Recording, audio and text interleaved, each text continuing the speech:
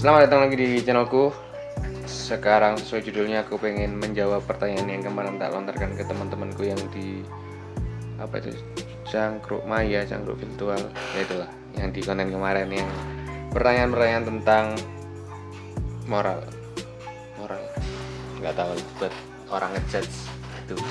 Ini agak curang ya sebenarnya. Aku punya waktu untuk berpikir, sedangkan kemarin orang-orang kan jawabnya mikirnya kayak direct gitu, kayak sebentar.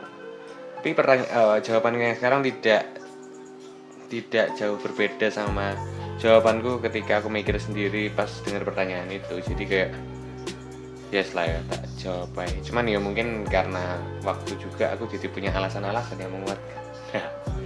Oke, langsung aja ke pertanyaan pertama. Kamu seorang diri dalam satu gerbong kereta, melaju ke arah 5 orang yang akan terbunuh jika gerbongmu lewat.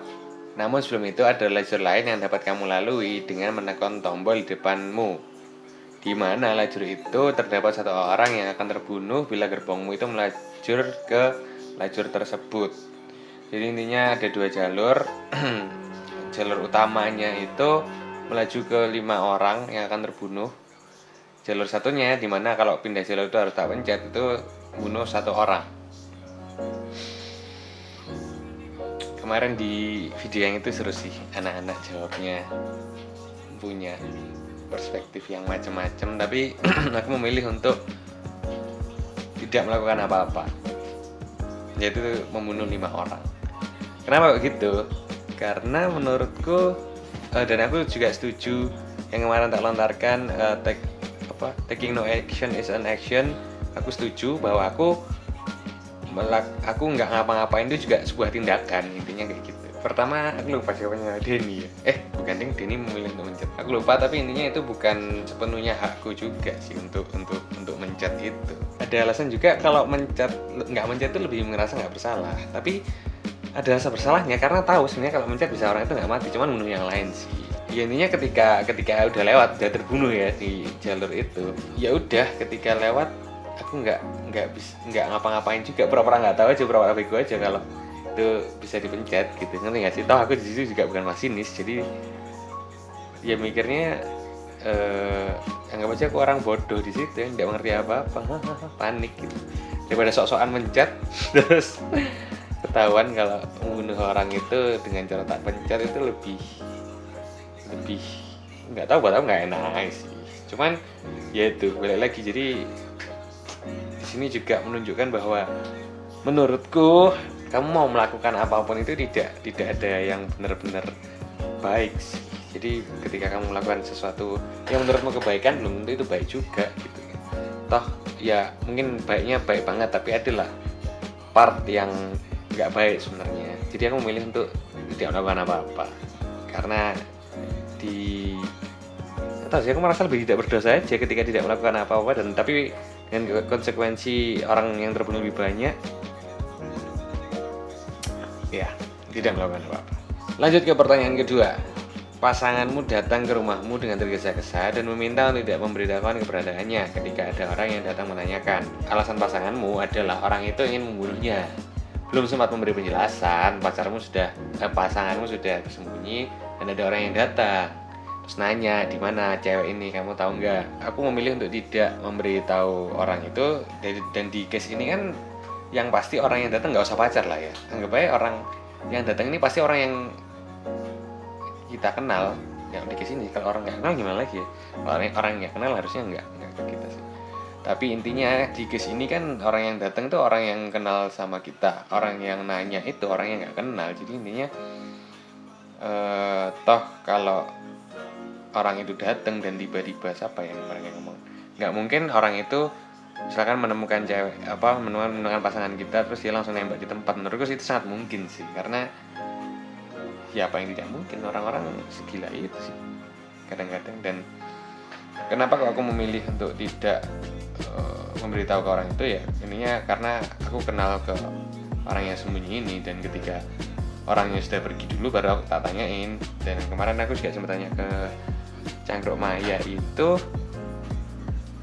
ya neris kalau nggak salah, ya kerasa lah kalau orang bohong segala macam. Dan iya sih, aku juga mikir pasti orangnya tak suruh pergi dulu, aku selesain sama pasanganku dulu. Maksudnya apa nih, apa yang terjadi nih, coba diceritakan gitu. Toh kalau dia bohong itu akan kelihatan, dan ya sudah, at least kalau ternyata ada kesalahan yang dilakukan sama pasanganku, ya cari jalan keluarnya lah, gimana caranya. Itu jawabannya saya. Ini jawaban-jawaban yang tak kasih, jawaban yang keluar di pikiranku juga ketika pertama kali dengar pertanyaan ini ya. Jadi ya poin-poin yang tak ambil dari anak-anak kemarin ya semakin menguatkanku. Ini aku setuju sama ini aku nggak setuju sama ini, aku setuju sama ini, nggak setuju sama ini, kayak gitu-gitu. Jadi tapi juga nggak bisa menyalahkan ketika nggak setuju sama orang, nggak bisa nyalahin dia salah, ya nggak juga. Pemikirannya dia juga punya dasar juga menurutku. Jadi ya menarik pertanyaan ini, karena orang suruh milih tapi ya wes memang nggak ada yang benar juga sih. Oke, lanjut ke pertanyaan ketiga. Oke, or not okay membayangkan orang lain pada saat having sex dengan pasanganmu? Kalau ditanya oke not oke,